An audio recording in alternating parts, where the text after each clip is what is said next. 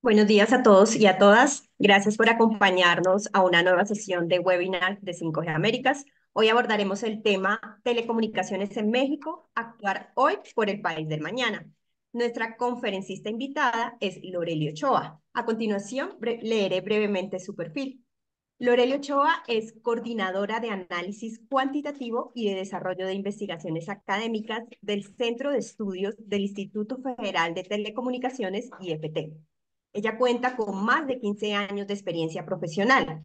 Previamente, su cargo actual fue directora general de desarrollo de las telecomunicaciones y la radiodifusión, también en el IFT. Se desempeñó como asesora de comisionado en la extinta Cofetel. También fue secretaria técnica de la Coordinación de Asesores y directora de competitividad, ambas en la Presidencia de la República. Loreli es economista por el Tecnológico de Monterrey. Tiene además una maestría en la misma disciplina por la Universidad de Warwick de Reino Unido. Ella es también candidata a comisionada del IFT en las tres vacantes actuales. Bienvenida Loreli, muchas gracias por su participación en este espacio. Les recordamos a la audiencia que la conferencia será grabada y se publicará en el canal de YouTube de 5G Américas. Al final de la conferencia tendremos una sesión, como es usual, de preguntas que podrán escribirlas en el chat o levantar la mano para formularlas a nuestro moderador. Asimismo, me permito recordarles que las opiniones expresadas en esta sesión son responsabilidad de la oradora y no necesariamente reflejan la posición oficial de 5G Américas o de alguno de sus integrantes. Finalmente, doy la palabra al señor José Ostero, vicepresidente de 5G Américas, moderador de la sesión, quien hará la introducción del tema. Muy buenos días, José, y adelante. Y muy buenos días, Lorena. Gracias por esa presentación y bienvenidos todos, sobre todo a Loreli por eh, el apoyo que siempre nos brinda desde el IFT. Como todos sabemos, estamos en un año electoral en México, un año de grandes cambios, de grandes anuncios, aunque apenas estemos comenzando el segundo mes del año. Y por eso hemos invitado a Loreli para que nos hable acerca del contexto actual en el que se encuentra el regulador mexicano y también que nos hable de ese panorama de acciones que ellos tienen planteada para los próximos meses. No quiero quitarles muchísimo tiempo, entonces inmediatamente le estoy dando la palabra a Lorel. Muchas gracias, José, por la invitación nuevamente, Lorena también por la presentación y todo el apoyo. Buenos días para ustedes, donde estén. Muchas gracias por asistir a esta sesión. Y pues bueno, ya José puso el marco general de lo que vamos a hablar un poquito el día de hoy. Es dónde estamos en México en materia de telecomunicaciones y buscaré ser muy puntual respecto a aquellas ideas que considero son de las, no las únicas, pero sí de las más relevantes en las que está actualmente el Instituto Federal de Telecomunicaciones. Bien lo decía Lorena, esta es una reflexión personal, no representa la visión del instituto, tampoco del centro de estudios, pero sí retoma muchos de los esfuerzos que se hacen desde el regulador, pues para venir a plantearlos con ustedes. Entonces, un segundito, por favor, para poder compartirles la presentación.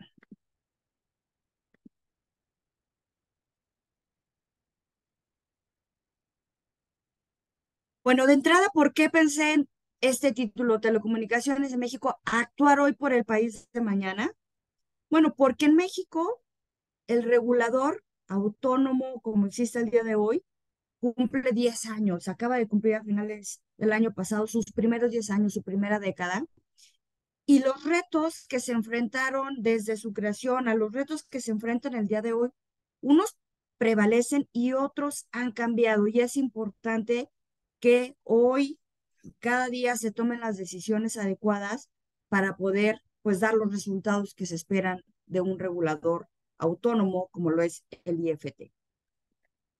Primero, quisiera simplemente repasar cuáles han sido los logros que ha tenido el Instituto Federal de Telecomunicaciones en su primera década. Son, en verdad, muchísimos. Creo que todas las personas que trabajamos, hemos tenido el gusto de trabajar para el instituto, debemos sentirnos muy orgullosos porque los cambios que se tuvieron a raíz de la reforma constitucional de 2013, con la que se crea el regulador autónomo, pues han sido muchísimos. Tenemos cuestiones de portabilidad numérica, se han hecho licitaciones de espectro para distintos servicios como nunca antes. Fuimos el primer país de Latinoamérica en transitar a la televisión digital terrestre. Con esto también, con estos esfuerzos de radiodifusión, se otorgó por primera vez una nueva cadena nacional de televisión abierta. Un cambio muy importante en telecomunicaciones, se eliminó la larga distancia nacional que había en el país, en ese territorio tan grande.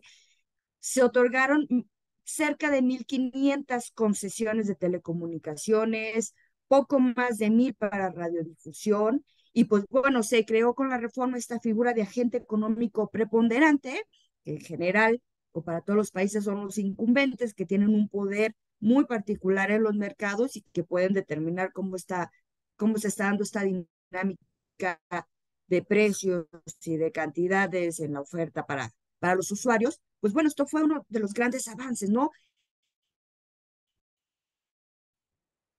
Crear este concepto de para aquellos agentes que eran preponderantes, ya sea en el sector de telecomunicaciones o en el sector de radiodifusión. A estos elementos podemos sumar infinidad de resultados más que ha dado el instituto y que han sido en beneficio de la población en México, en beneficio de los usuarios como tal, pero también de las empresas, de las entidades públicas para el actuar del día a día. Todos esos resultados, permítanme resumirlos en dos datos muy concretos. El número de accesos de banda ancha móvil desde 2013 hasta junio de 2023, que son más o menos los 10 años del instituto, pasó de 23 líneas por cada 100 habitantes a 93. Es decir, prácticamente se cuadruplicó el número de accesos que teníamos en Internet móvil. Este es un resultado brutal y en verdad es de esas cosas de las que se tiene que enorgullecer el instituto. En cuanto a la parte del Internet fijo, pasamos de 40 a 70 líneas por cada 100 hogares en el mismo periodo. ¿Por qué resalto estos datos de Internet? Pues porque sabemos que el Internet es la puerta para muchas más oportunidades en cuanto a acceso a derechos, en cuanto a desarrollo de negocios, de crecimiento, etcétera.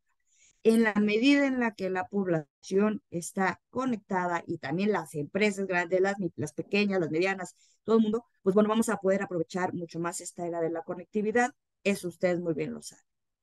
Pero ¿cuál es otro dato muy importante y que evidentemente jugó para lograr estos incrementos en la penetración de los servicios, particularmente de Internet? Pues ¿cuál fue la evolución de los precios? Y aquí déjenme comparar. En ese mismo periodo, que refería de junio de 2013 a junio de 2023, el índice de precios de comunicaciones, es decir, donde están los servicios de telefonía, de Internet fijo, Internet móvil, televisión, etcétera, bajó 31,5% en términos reales. Bajó de manera muy importante. Mientras que el resto de servicios de la economía o los básicos a través del Índice Nacional de Precios al Consumidor subió casi 57% en el mismo periodo. Si nosotros vemos la evolución de estos precios, de estos índices de precios para distintas canastas de bienes, vemos que realmente los temas de telecomunicaciones sí durante esta década enfrentaron mayor competencia y eso llevó a que hubiera mejores condiciones de precio para los usuarios, lo que a su vez facilitó la adopción de estos servicios por parte de la población. Hay esfuerzos muy particulares aquí que resaltaría para el tema de precios. Sí, uno es la regulación asimétrica, pero también tenemos uno muy importante que fue, por ejemplo, la eliminación de la larga distancia nacional, porque eso, permítanme resumirlo así, de un día a otro cambió las condiciones de precios de los servicios de telecomunicaciones en México. A diferencia de la regulación, que es un proceso más de mediano o largo plazo, que hay que dejar que madure y que la regulación por sí misma tenga esos efectos. También que jugó muchísimo en esta caída de precios, perdón, en su momento, pues la tarifa cero de interconexión eh, del preponderante de este agente grande en relación con los demás, Sabemos que después, pues hubo ahí una discusión en la Corte y se determinó que esa valoración de cuál debería ser el precio de interconexión, que en el caso de la ley estaba en cero, pues correspondía al regulador. Pero aún así hay una asimetría en las tarifas de interconexión que ha jugado favorablemente en la disminución de los precios a los usuarios finales. Pero tenemos esta década de logros, sí, ya estamos ahí, debemos estar muy orgullosos por los resultados que se han brindado a la sociedad. Y ahora toca mirar para adelante, ¿qué viene en la siguiente década del regulador? Y aquí es muy importante tomar en cuenta que estamos en un entorno complejo, por distintas razones. Por un lado, durante los últimos 3 años, el instituto, el regulador, está operando con un órgano de decisión incompleto. El pleno del instituto debe estar integrado por 7 personas. Hoy por hoy, solamente hay 4 comisionados. Nos faltan 3 perfiles y que en este caso en particular son perfiles de comisionados por un diseño de las convocatorias para la selección de los integrantes del pleno, así fue, y tenemos 3 sillas vacías que nos afectan no solo en la pluralidad de visiones al momento de tomar decisiones en el regulador, sino también en las decisiones que hoy por hoy puede tomar el instituto. Si bien esta situación no ha detenido la operación del regulador, lo cierto es que hay decisiones muy particulares, sobre todo que tienen que ver con materias de competencia económica, que hoy no se podrían tomar, porque no se alcanza el quórum previsto en ley para tomar una decisión de este tipo. Esto, evidentemente, pues sí le resta al potencial de poderes que tiene el regulador en México. Pero el contexto que enfrentamos es complejo por otras razones también. Y aquí es importante precisar que este entorno complejo no es de hoy, no está arrancando en 2024, no es del año pasado. Durante los últimos años hemos visto que ha habido una serie de propuestas, ideas que buscan modificar la constitución de este regulador de telecomunicaciones y de otros órganos autónomos. Por ejemplo, solamente para repasar un poquito, en 2020 hubo una propuesta, no llegó a iniciativa como tal, no se discutió en el Congreso, pero sí generó mucho ruido e inquietud en su momento en el sector, una propuesta de eliminar a lo que es el Instituto Federal de Telecomunicaciones, a la Comisión Federal de Competencia Económica, que ve los temas de competencia de todos los sectores, menos telecomunicaciones y radiodifusión, y a la Comisión Reguladora de Energía. Eliminarnos y crear un órgano constitucional autónomo de nombre INMECOP, que es Instituto Nacional de Mercados y Competencia para el Bienestar, algo así. Y un poco bajo esta idea de tenemos varios órganos autónomos, hay traslapes, podemos aplicar mucho más la austeridad, que ha sido como una bandera de la actual administración eh, en el Ejecutivo. Y pues bueno, surgió esa idea, generó un revuelco, no pasó a más y ahí quedó.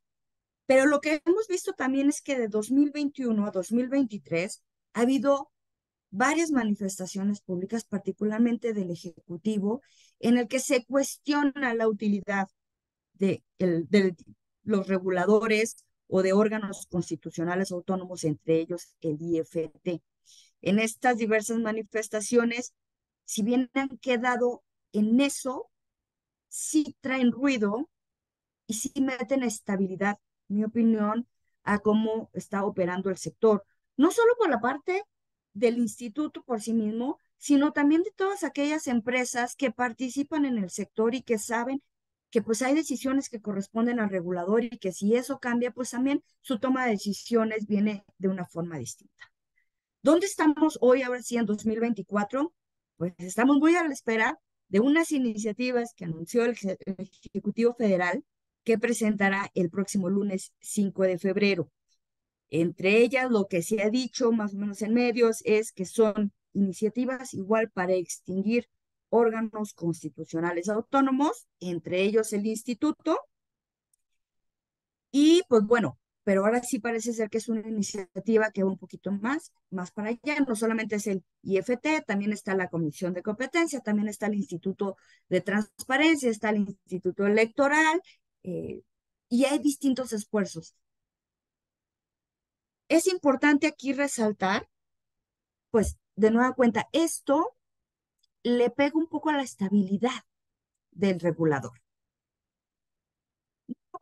Aparte de que el día de mañana pudiera llegar a desaparecer y pudiera generarse otro entorno para las telecomunicaciones. No porque hay distintos pasos que se tienen que agotar, pero sí porque pues se complica un poco la operación del regulador. Una de estas complicaciones, ya lo decía, es no tenemos un pleno completo. Y la otra complicación es que sí, hay que buscar siempre hacer más con menos, pero no sacrificando lo sustantivo de las funciones que tiene que hacer el regulador. Y solamente como un ejemplo de algo que puede afectar esta, esto sustantivo, este trabajo sustantivo, es que en el anteproyecto de presupuesto del regulador para este año 2024, que se envió a la Secretaría de Hacienda y Crédito Público para posteriormente enviarse y hacerse todo el presupuesto, todas las instituciones en el Congreso, pues el instituto dejó muy claro que de 2014 a 2023 el presupuesto en términos reales asignado al IFT ya había disminuido cerca de 40% de lo que teníamos en 2014 para hacer y para enfrentar los retos que se tenían ese año. Ahorita ya era casi 40% menos. Y de nueva cuenta, esto implica ver hacia dónde el regulador va a enfocar sus recursos y sus esfuerzos, su capital humano y todo, para tomar las mejores decisiones para la población. Ahora, es importante en este entorno de unas propuestas que se esperan, pues no perder de vista un par de cuestiones, sobre todo para la certidumbre o para las cuestiones de inversiones en este país, en el sector. Tenemos que, en la reforma constitucional de 2013, quedó muy claro en el artículo 28 que debe existir un órgano regulador llamado IFT y que va a ser un órgano constitucional autónomo.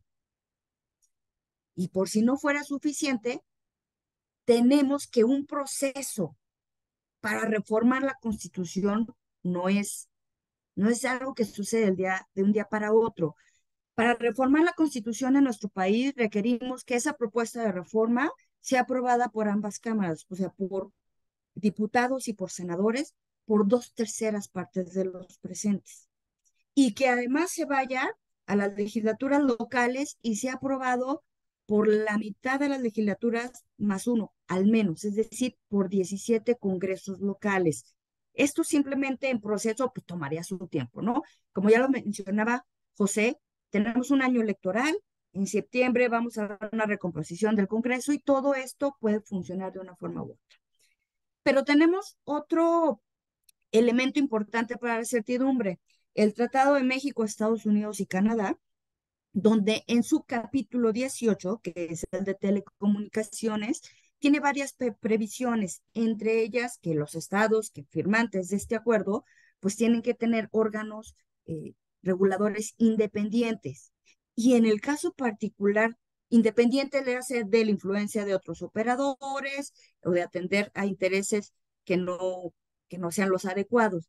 Pero en el caso particular de México, hay una nota al pie muy relevante que retoma lo de la reforma constitucional y dejen claro que en caso de México no solamente un órgano independiente, sino que se trata de un órgano autónomo del Poder Ejecutivo Federal, que con presupuesto propio, autonomía en la toma de decisiones, técnica, etcétera. Creo que son blindajes importantes para, eh, pues para quien se esté preguntando si llega a México, si sigue invirtiendo o no sigue invirtiendo. Son importantes, pero eso sí, no llevan la probabilidad de una reforma de desaparecer al regulador a cero, ¿no? Eso es importante también tenerlo en cuenta. Y de aquí me gustaría que nos quedáramos con esto, este contexto complejo para los órganos autónomos, uno sí le pega a la fortaleza institucional, Y eso nos lleva a pensar qué se busca, qué hay detrás, que sea una reflexión ya muy distinta. Y la otra es esta adversidad a la que se enfrenta hoy por hoy el regulador de telecomunicaciones se da en un entorno de resultados. Los acabamos de ver, los resultados del regulador en 10 años son muy buenos. Entonces, si dando resultados a la sociedad se enfrenta una situación como esta, creo que debemos quedarnos muy claros en que son los resultados del regulador los que le van a dar legitimidad y los que son un factor clave para que el regulador siga existiendo como un órgano autónomo. En un contexto donde no hubiera resultados, creo que podría ser un entorno, una situación como muy compleja para todo el país y muy desventajosa. Entonces, si ya dimos resultados 10 años, enfrentamos a este contexto, ¿qué vamos a hacer en la próxima década? ¿Qué tendríamos que hacer para garantizar dar resultados y poder, digamos, soportar este contexto donde hay consideraciones válidas de cómo deberían ser los reguladores en México? Pues bueno, es necesario repensar ese mañana. Y aquí, permítanme simplemente darles, ahora sí, como punto de partida y no porque sea todo el tema en el que tiene que pensar el regulador. Hoy por hoy estamos en un entorno donde tuvimos muchos resultados, ya lo dijimos, pero también tenemos que voltear a ver aquello que a lo mejor no tuvo el resultado que esperábamos o que hubiéramos querido con todos los esfuerzos desplegados en una década. Déjenme poner nada más un ejemplo. Cuando nosotros vemos la participación del agente económico preponderante en sector de telecomunicaciones, por ejemplo, en el caso de Internet fijo, vimos que partió de 2013 de tener una participación en el mercado de 73% a una de 39% casi 10 años después, ¿no? Recordemos que aquí hay una regulación muy específica. Fue un gran avance. Aquí jugaron mucho las cableras que entraron a dar servicios de Internet, doble play, triple play, etcétera. En el caso de Internet móvil, vimos que el preponderante pasó de una participación de 82 a 65. En efecto, hay una reducción, hay un avance si lo vemos por el número de líneas. Pero vale la pena preguntarnos por qué aquí el cambio en la participación del preponderante fue menor que lo que vimos en el caso de Internet fijo. O vale también la pena preguntarnos si estos datos se advierten así cuando tomamos en cuenta otras variables. Si vemos los ingresos que tiene este agente económico, también se advierte una disminución en la participación. Personalmente considero que aquí es donde ha sido más difícil tener los resultados que necesitamos en México para equiparar la cancha de competencia para todos los operadores.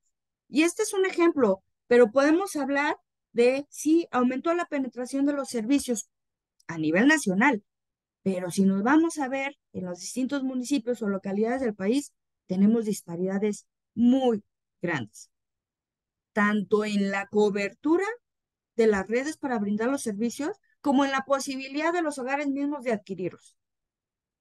Y estas son brechas muy importantes que persisten en nuestro país. Entonces, si queremos pensar a 10 años más allá, ¿qué tendríamos que hacer? ¿Qué valdría la pena preguntarnos? Y aquí me parece es el camino a la regulación, que hoy por hoy ha habido mucha regulación asimétrica, la que nos va a llevar a tener el resultado que esperamos o necesitamos. Hay un tema de diseño de la regulación, hay un tema en la implementación de esa regulación, en validar, en garantizar que se cumpla la regulación. Y lo pongo como pregunta porque ahorita este año se está realizando la revisión de las medidas asimétricas impuestas al Grupo de América Móvil, que es el preponderante en telecomunicaciones. Ya va a ser la tercera revisión bienal. Creo que es muy sano para el regulador preguntarse qué se le tiene que mover en diseño, implementación, en cumplimiento y quizás qué no va por la vía de regulación. Y esto me lleva a la siguiente pregunta. ¿Por qué tendremos que cuestionarnos si el camino es solo regulación? Pues porque también tendremos que voltear a ver si existen otras condiciones estructurales que estén afectando adversamente el desarrollo del sector de telecomunicaciones. Y aquí, ustedes ya lo han escuchado, ha habido múltiples intentos y manifestaciones del regulador sobre los costos del espectro radioeléctrico en México. Hemos visto que ya son dos operadores, Telefónica Movistar, que regresó su espectro para servicios móviles y hoy prácticamente opera bajo la red de otros operadores como AT&T. Y también vimos que AT&T, que es el otro operador de red en el sector móvil, regresó también espectro. ¿Por qué? Por los costos, porque le está afectando la estructura de costos de las empresas a un punto en el que es muy difícil competir. Pero no nos quedemos con eso. El propio regulador ya ha emitido resoluciones o acuerdos en las que aprueba ciertas investigaciones y estudios que ha trabajado la Unidad de Competencia Económica. Y aquí uno de ellos es donde a finales del año pasado hay un posicionamiento muy contundente del regulador señalando que los costos del espectro radioeléctrico son una barrera para la competencia en México. Ya no es nada más que estén arriba de las referencias internacionales, no, es que son una barrera, inhiben la permanencia de operadores actuales e inhiben la llegada de nuevos operadores en un segmento móvil que está altamente concentrado. Y aquí no se necesita regulación, no es un tema de regulación, es un tema que compete estar al pie del cañón en cada oportunidad, convenciendo a las autoridades sobre la importancia de modificar la Ley Federal de Derechos, es decir, el cobro anual que el Estado está haciendo a los operadores por el pago, por el uso del espectro radioeléctrico. El instituto ha enviado propuestas muy específicas de cómo podría ser este nuevo esquema de cobro para el espectro, que contempla una disminución de entrada en esos costos del espectro anuales, una disminución de entrada, pero complementada por el número de usuarios, facilitar o que no haya cobros para despliegues de 5G, que se modifique de acuerdo a la estructura del país, etcétera. Tenemos esta iniciativa y se necesita seguir empujando, porque en efecto no está en las manos del regulador modificar la Ley Federal de Derechos, pero sí estar ahí, porque esto puede cambiar las condiciones del segmento móvil de telecomunicaciones de un día para otro, a diferencia de la regulación. Y podemos voltear a ver algo más reciente, que ahí todavía tengo pendiente de revisarlo, pero este año también el instituto emitió algún acuerdo identificando que hay un problema en los centros de distribución para acceder a los servicios móviles. También habrá que prestar atención porque eso, de nueva cuenta, corre por la vía de competencia y no tanto por la regulación. Entonces, es importante cuestionarse cómo combinamos regulación con otros esfuerzos distintos para generar los resultados que necesitamos en esta nueva década del regulador. Hay que reflexionar qué dejamos atrás, qué caminos o qué estrategias ya no vamos a intentarlas porque no nos dieron los resultados esperados y a cuáles le vamos a apostar ahora más. Y un tercer elemento, si estamos hablando de barreras para competir, no hay que dejar de considerar si las condiciones adicionales para competir son las adecuadas o no. Y aquí lo quiero plantear como la suma de esfuerzos. México tiene grandes brechas digitales y sí o sí necesitamos la participación del Estado para llegar a aquella población que hoy por hoy no puede pagar los servicios de telecomunicaciones o que los recibe, vaya, de forma muy escasa por la cobertura de las redes. Sí requerimos del Estado, sí requerimos que participe y nos ayude a cerrar las brechas digitales del país. Pero vale la pena preguntarse, ¿cómo aseguramos eso sin distorsionar el mercado? Hoy por hoy en México tenemos ya tres formas del Estado participando en el sector de telecomunicaciones. Una de ellas es cuando llega y pone fondos para el TAN, la red compartida, que también se creó con la reforma constitucional, y que sí tiene unas metas de cobertura importantes, pero gran parte de su cobertura actual también ya está donde había otros operadores, ¿no? ¿Cómo garantizar que llegue a donde falta esa cobertura? Tenemos la participación también a través de la Comisión Federal de Electricidad, que tiene una concesión de red mayorista comercial, es decir, viene a competir también con Altán y con la red compartida, con un Telcel que da servicios mayoristas, con un AT&T que también da servicios mayoristas. Y luego tenemos a CFE, Telecomunicaciones e Internet para Todos, que tiene una concesión de uso público y que su título dice que tiene que ir a prestar servicios donde no estén los operadores comerciales. ¿Por qué? Porque es para cumplir una función social. Pero pudiera ser el caso de que llegaran o se dieran las condiciones para que un operador comercial llegara a estas poblaciones. ¿Y qué va a suceder ahí? ¿Cómo garantizamos que este apoyo del Estado no desincentive la llegada de los operadores comerciales, que al final de cuentas, en el largo plazo, lo que queremos es una competencia de mercado de operadores comerciales? Y entonces, aquí nos deja, sí, sumemos esfuerzos, pero hace 5 años o 10 años no teníamos en el sector de telecomunicaciones al Estado participando de manera activa en la provisión de los servicios. Va a ser un tema muy importante, en mi opinión, velar por esta neutralidad a la competencia derivada de la participación pública para que entonces los esfuerzos comerciales y los públicos se unan y vayan a atender en donde cada uno puede hacerlo mejor para la población mexicana. Y como hemos visto, esta presentación se llamaba Actuar hoy por el país de mañana.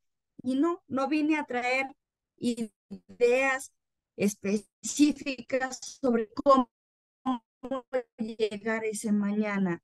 Me interesaba plantear preguntas que creo que nos tenemos que hacer. Si nos hacemos hoy las preguntas adecuadas, podremos diseñar la intervención adecuada del regulador para que siga dando frutos por otros 10, 20 años más a la población de México.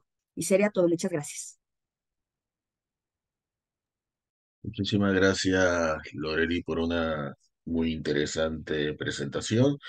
Que, como siempre he dicho, la misión de 5G América es dar voces a todos los actores principales de América Latina para que podamos de esta forma poder entender un poquito mejor lo que sucede en la región y también intercambiar ideas, también intercambiar eh, proyectos para ver cómo mejoramos. Como ya todos bien saben, estamos en la ronda de preguntas, lo pueden hacer de dos formas, o escriben en el chat o alzan la mano para que yo les habilite el audio.